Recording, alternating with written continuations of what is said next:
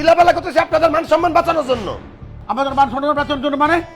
আপনার মেয়ে আমার হাত ধরে বাসা থেকে পালায় চলে যেতে চাচ্ছিল, এখন আপনিই বলেন আমার হাত ধরে যদি আপনাদের পালায় চলে যায় আপনাদের কার মান সম্মান থাকে? একদম থাপ্পড় মেরে দাঁত সবগুলো ফালাই দিব। ফালতু কথাকার, মিথ্যাবাদী কথাকার। আমি চাইছি তোরে নিয়ে পালাইতে, অসভ্য কথাকার, মিথ্যু। আঙ্কেল দেখেন আপনার মেয়ের সাথে ব্যাগ আছে, সে যদি পালাইতে না চায় তার কাছে ব্যাগ থাকবে কেন? সত্যি তো, তোর সাথে ব্যাগ কেন? দেখ কেন বুঝো না, তুমি ফিডার খাও না? এই আবুলের লাগে পালাই যেতেছিল।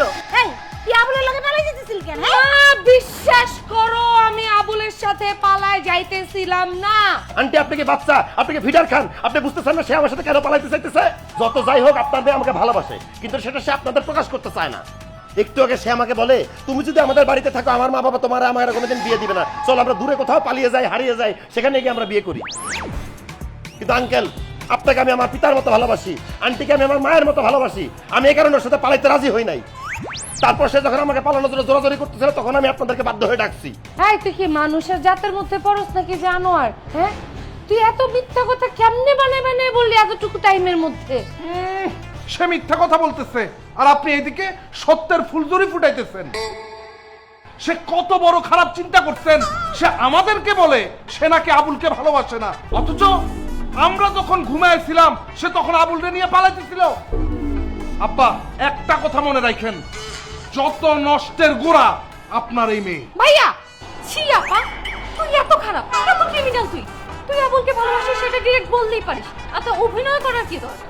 জুতা খুইলা একদম চাপা বরাবর বাড়ি দিব। আর একটা কথা বলবি না। এই তুই থাক, তুই একদম কোনো কথা বলবি না।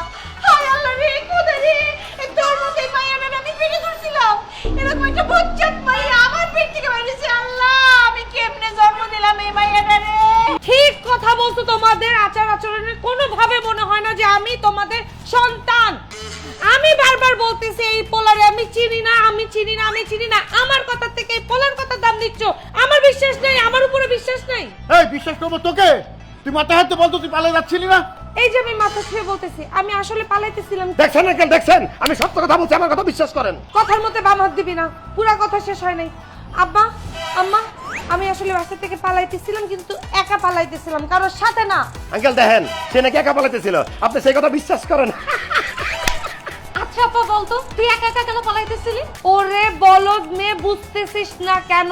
সিচুয়েশন দেখ, এই বাসায় থাকা মানে এই আবুলকে বিয়ে করা, যেটা আমি কোনোদিন করব না। এই জন্য আমি পালাইতেছিলাম একা একা, যাতে করে এই বলদরে আমার বিয়ে করতে না হয়। ও মাই গড, কত নিখুঁত অভিনয় করে আমার মেয়ে। হ্যাঁ, আরে তুই যে অভিনয় করো, তোর অভিনয় সামনে তো জনপ্রিয় অভিনেত্রী অহনাও ফেল। যতই অভিনয় করো কোনো লাভ হবে না। আবুলের সঙ্গে তোর আমি বিয়ে দিচ্ছি না। আবুল, তোমার আপাতত ধন্যবাদ এই চোর ধরা যাওয়ার জন্য। আয় আব্বা, চোর মানে কি? কাকে মিন করতেছো চোর? তুই বাসা থেকে চোরের মতো পালিয়ে যাচ্ছিলি। চল চল চল। মানে আমার থেকে একটা কমে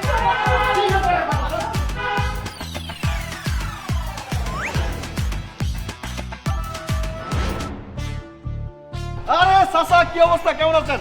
আপনার বাসার মধ্যে নাকি ঘটনা ঘটে গেছে? এই ফালতু, আমার বাসায় কি ঘটনা করছে? এমন একটা ভান করতেছেন যেন আপনার বাসার মধ্যে কিছুই ঘটে নাই আর আপনি কিছুই জানেন না। যতই না জানার ভান করেন, আপনার বাসার মধ্যে যে হাউকা চিল্লাফাল্লা রামলীলা চলতেছে মহল্লা সব লোক সেটা জানি না গেছে। মহল্লার লোকে কি জানছে সেটা তো বলবি আগে। আপনার মায়া নাকি বাসায় একটা ছেলে নিয়ে আইছে, সেই ছেলে নাকি আপনার কাছে হাতে নাতে ধরা পড়ছে। এখন নাকি ওই পোলায় বাসা থেকে যাইতেই আছে না, সে নাকি বলতেছে আপনার মায়ের সে বিয়া করবে। এই এইসব ফালতু কথা তো কেডা কইছে? আমার বাসায় এই ধরনের কোনো ঘটনা ঘটেই নাই। তাহলে আপনার বাসায় যে পোলা, ওইটা কি আপনার খালু? খালু হইব কেন? আমার দুঃসম্পর্কের আত্মীয়, ওই জামাইয়ের মতো আর কি। জামাইয়ের মতো মানে? জামাই মানে ওই ছেলের সঙ্গে আর মেয়ের বিয়ের কথাবার্তা চলতেছে, দুই একের মধ্যে হয়ে যাবে আর কি। তাই ছেলেটা আমার বাসায় রয়েছে, ও আমাদের দেখতেছে, আমরা ওরে দেখতেছি, এই যাচাই বাছাই আর কি। থাক, শাক দিয়ে আর আপনার মায়ের কুকিতে ঢাকার চেষ্টা করেন না। শুনেন, এখনো সময় আছে, ওই ছেলের সাথে আপনার মেয়েটারে বিয়া দিয়া দেন। তাহলে আপনার মান সম্মান, আপনার বাসার মান সম্মান আপনার কিচ্ছু থাকবে না। আপনি যেখানে যান সেখানে মানুষ আপনার দেখলে ছিছি করবো। আর তাছাড়া এখন তো ঢাকা শহরে কচু গাছ নাই যে আপনার ফাঁসি দিয়ে মানুষ থাকবে না। চাচা, মানুষ থাকবে না, মাইয়ারে কিন্তু চাচা বিয়া দিয়া দেন পোলার লাগে। মানুষ থাকবে না চাচা।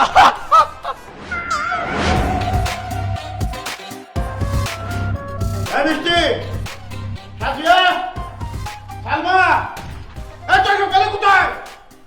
এই মিষ্টি, কি হইছে আপা? কি হইছে? এত চিৎকার করতেছেন কেন? মানে বোঝো না? তোমরা সবাই মিলে আমাকে গণধুলাইকে মেরে ফেলো। কিন্তু আব্বা কি হয়েছে তোমার? কেন নিজের মারার কথা বলতেছো? তোর জন্য আমার মান সম্মান সব শেষ। আমি লোকজনের জন্য বাইরে বেরোতে পারি না, সবাই আমাকে ছিছি করে। সবাই বলে আমার মেয়ে নাকি বাসায় একটা ছেলে ধরে নিয়ে আসছে, আমি তাকে হাতে নাতে ধরেছি। আব্বা আমি এখন বাইরে বাইরেতে পারি না। আমার বন্ধু বান্ধবরা দেখলে আমার উল্টাপাল্টা কথা বলে। তারা বলে আমার বাসায় নাকি আমার বোন একটা ছেলে সহ ধরা খাইছে। আব্বা আপনি আমার একটা বুরকা কিনা দেন, আমি বাসার বাইরে যাওয়ার সময় বুরকা পরে বাইরে। আমার বাপের বাড়ি থেকে আমার আব্বা ফোন দিছিল, মিষ্টির রুমে যে আবুল্লা ঢুকছে এটা সবাই জানা লাগছে। আমি তো আর লজ্জায় বাপের বাড়ি যেতে পারতাম না। আমার সব বান্ধবীরা মনে হয় সবকিছু জেনে ফেলছে। এখন যদি আমি কলেজে যাই তাহলে আমাকে নিয়ে সবাই হাসাহাসি করবে। আমার এক বান্ধবী তো ফেসবুকে স্ট্যাটাসও দিছে সাদিয়া ঘরে নাকি চোর ঢুকছে। কসকি হ্যাঁ, আমি তো তখন কিছু বুঝি নাই, কিন্তু এখন বুঝি আসল কাহিনী কি। ওরে বাবা রে ফাই, সব আমার দোষ, আমি করছি সব। আমার ঘরে পুরুষ মানুষ আসছে, আমার কারণে তোমরা মুখ দেখাতে পারো না, তোমরা আমার কারণে ছিছি হও। তাহলে তুমি বলবে কেন আব্বা? আমি এই জায়গায় শুয়ে পড়ি, সবাই পালাইতে পালাইতে আমার মায়েরা ফেলো, গণপিটুনি দিয়ে মারো, কারণ আত্মহত্যা করা পাপ, আমি আত্মহত্যা করতে পারবো না। আমি এই যে শুইলাম, না আমি লাগি না। একটা থাপ্পড় মারবো আমার গায়ে হাত দিলে। আমি হাত দিতে চাই না, কিন্তু আমি তোমাকে মরতে দিতে পারি না। তোমার কথা মতো আমি এই বাসায় আসছি, এই কারণে ঝামেলাগুলো হয়েছে। আমি নিজেই চলে যাচ্ছি, তাহলে ঝামেলা সব শেষ হয়ে যাবে। আপনারা সবাই আমাকে ক্ষমা করে দিয়ে। এই, তুমি যাবে না বোন। তুমি গেলে সবাই আমাকে আরো বেশি করে খারাপ বলবে। আমি সবার উদ্দেশ্যে বলতেছি, আমি একটা সিদ্ধান্ত নিছি, আমার এই সিদ্ধান্ত সবাই মেনে নিতে হবে। কি সিদ্ধান্ত নিছো তুমি? আমার ঘর, আমার মানসিক, শারীরিক এবং পারিবারিক সম্মান রক্ষা করার জন্য মিষ্টির সাথে আবুলের বিয়ে আমি মানিয়ে নিলাম। এই আবুলই হবে আমার মেয়ে মিষ্টির জামাই। মাশাআল্লাহ। নাউজুবিল্লাহ। আব্বা আমি এই শয়তানরে বিয়ে করতে পারবো না। তুমি আমার এইরকম একটা শাস্তি দিও না, আমি চিনি না ওরে। এই তুই বুঝতে পারছিস না কেন? হ্যাঁ, এই আবুলটারে যদি তুই বিয়ে না করিস তাহলে আব্বু সবার তো মান সম্মান যাবে। আরে রাখো মান সম্মান, মান সম্মান গেলে মান সম্মান টাইনা নিয়ে আসা যায়। এর সাথে যদি আমার বিয়ে হয় আমার জীবনটা কি হবে বুঝতেছো? এটা আমি করতে পারবো না, বিয়ে আমি করবো না। আসছে মান সম্মান, মান সম্মানের বুঝতে মানে আমি শেষ।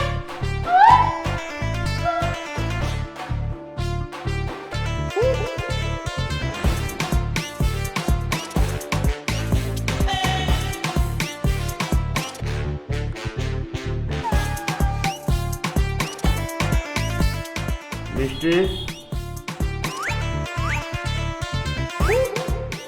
এ কি তোমাদের সবার হাতে বিষ কেন? তোমরা কি ইঁদুর মারার বিষের বিজ্ঞাপন করতেছো নাকি?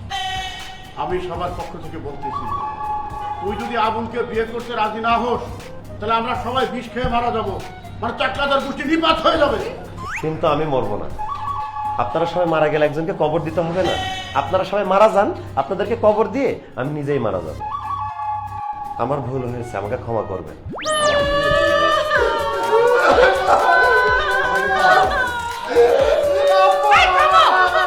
কি শুরু করছো? পাগল হয়ে গেছো তোমরা? আরে মা, তোর আব্বা একেবারে পাগল হয়ে গেছে।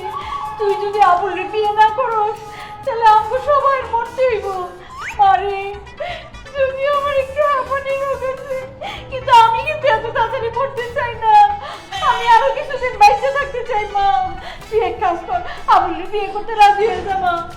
আপু, আমি তো ছোট মানুষ, আমার জীবনের কোনো সকাল রাত এখনো পর্যন্ত পূরণ হইলো না।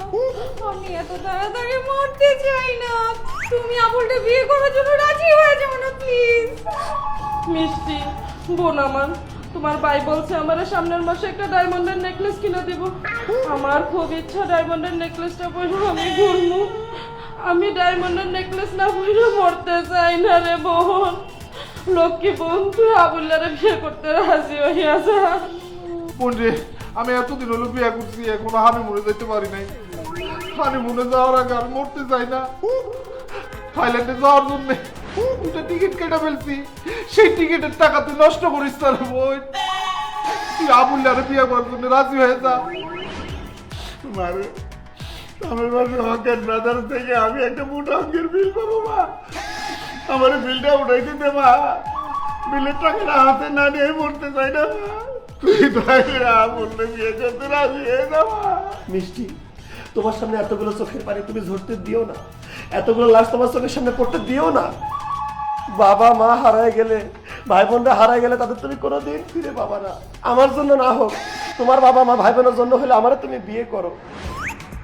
আমার ভুল হয়েছে, আমাকে ক্ষমা করে দিও। কান্না করে করে কোনো লাভ নাই, ও তো স্বার্থপর। ও নিজের নিয়ে ভাবে, আমাদের নিয়ে ভাবে না। ওটা কাজ করো, বীজের বদলে মুখ খোলো সবাই, বিসমিল্লাহ দিয়ে আমরা খেয়ে ফেলি। ও হয়েছে, যাও ভাবি, তোমার নেকলেস তো ডায়মন্ডের, ভাইয়া তোমার কি ওই এয়ার টিকিট? তো তোর তো এখনো সাদিয়া কিছুই হয় নাই জীবনে, আর আম্মা হাঁপানি রোগ, তুমি এত তাড়াতাড়ি মরতে চাও না। আব্বুরা এখনো বিল বাকি আছে, ফাইন, সব কিছু চিন্তা করে আমি আবুলকে বিয়ে করতে রাজি হইলাম।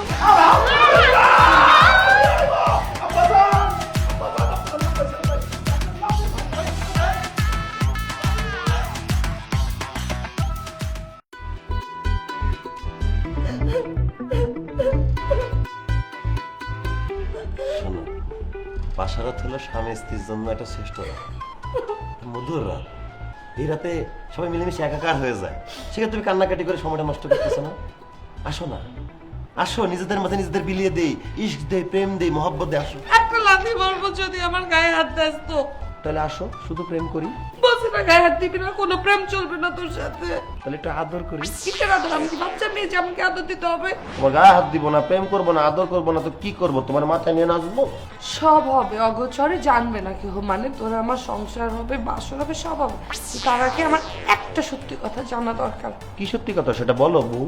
তুই আসলে কি? আমি আবুল, এখন থেকে মিষ্টি, মানে তোমার জানো। আরে আমি তোর নাম জিজ্ঞেস করি নাই, আমি বলতে চাইতেছি তুই আসলে কে? তুই ওই দিন আমাদের বাড়িতে চুরি করতে ঢুকছিলি না? সত্যি করে বল, তুই একটা চোর না? বিয়া যেহেতু হয়ে গেছে, আজ আর তোমার মিথ্যা কথা চাপায় রাখতে চাচ্ছি না। সেদিন আমি আসলে সত্য চুরি করতে আসছিলাম তোমার বাসায়। তার মানে তোর পরিচয় কি? আল্লাহর রহমতে এবং আমার বাবার ইচ্ছা আমি একজন দাগি চোর। আল্লাহ, আমি নাকি এই দিন শেষে একটা দাগি চোরের বউ? আল্লাহ, এই নাকি ছিল আমার কপালে? জামাই কেন চোর? আমি তুই একটা চোরে আমার বিয়ে করার সাহস করলি কেন? আসলে আমি ভাবিছিলাম তোমাদের বাড়িতে গিয়ে চুরি করব, এরপর আমি জীবনে চুরিই করবো না, বেশি করে টাকা পয়সা সেখান থেকে চুরি কইরা পর ব্যবসা বাণিজ্য করতাম। তারপর তোমার হাতে যখন ধরা খালাম, তোমার বাপ মা এসে আমার জিজ্ঞালো যে আমি কে, আর আমার মনে হলো যে কয়ে ফেলি যে আমি তোমার বয়ফ্রেন্ড। তারপর যখন তোমার আব্বা মা আমার কথা বিশ্বাস করে ফেললো, আমি মনে মনে ভাবলাম তোমার জামাই হয়ে যায়, লাইফটা সেটেল হয়ে যাবে, আর চোরের কাহিনী হয়ে যাবে দি এন্ড। আমারে ক্ষমা করে দাও, যা হওয়ার হয়ে গেছে, আসার মধ্যে যদি বিয়ে হয়ে গেছে, চলো সুখের সংসার চলো। কত সুন্দর করে প্ল্যান করে আমাকে বাড়িতে এসে আমার বোনে ফুসলে ফুসলে বিয়ে করে ফেলেছিস। আজকে তোর ঠান্ডা বাজে, আমি সবার সামনে নামছি। আব্বা, আমার বাসাও বৃষ্টি, আমার বাসা। আমি আমার বোনরে খাটের নিচে সেট করে রাখছিলাম তোর মুখ থেকে সত্যিটা বের করার জন্য। এখন দেখ তোর সাথে কি কি ঘটে।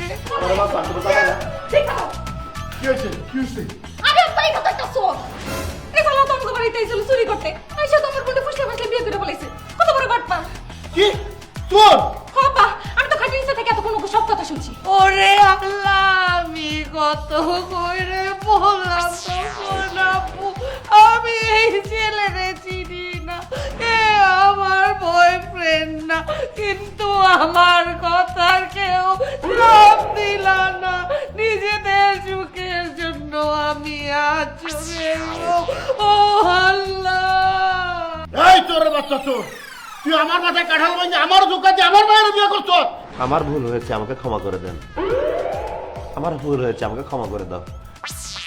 আব্বা জান, বিয়ে করে ফেলেছি, বাসরটা করতে দেন। বাসুর তোরে করাচ্ছি, বাসুর তোর কুলাই খাবো। আল্লাহ